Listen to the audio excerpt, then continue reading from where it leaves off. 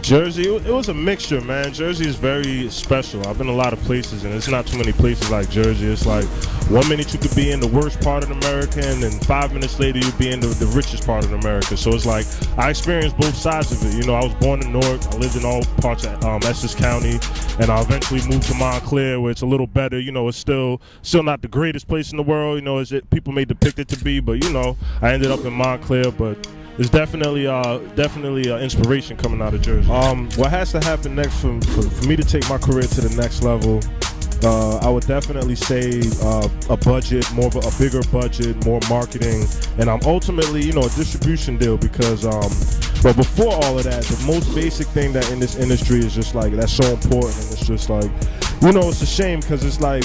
In basketball, you know, you have to be good at basketball, you try out, you make the team. And music is not so much.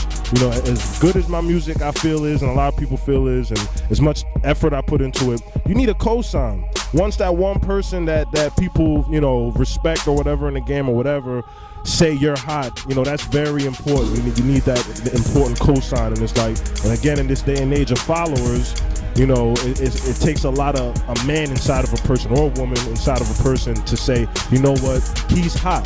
You know, I'm not waiting for somebody to tell me he's hot to say he's hot. I believe in that person and his product and his music. So definitely a cosign.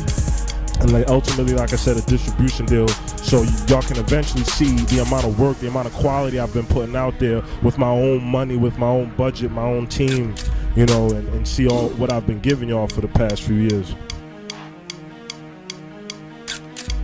Well, my childhood growing in the Bronx was just like more or less like any other kid in the Bronx, you know. I was raised in the projects. I lived in Millbrook Projects for a short amount of time in my period. Then I moved on to Cypress, which was a couple of blocks over. I lived there with my grandmother, so more or less I was raised by my grandmother, like every other kid in my neighborhood. My mother would come see me when she could. My mom's had an addiction.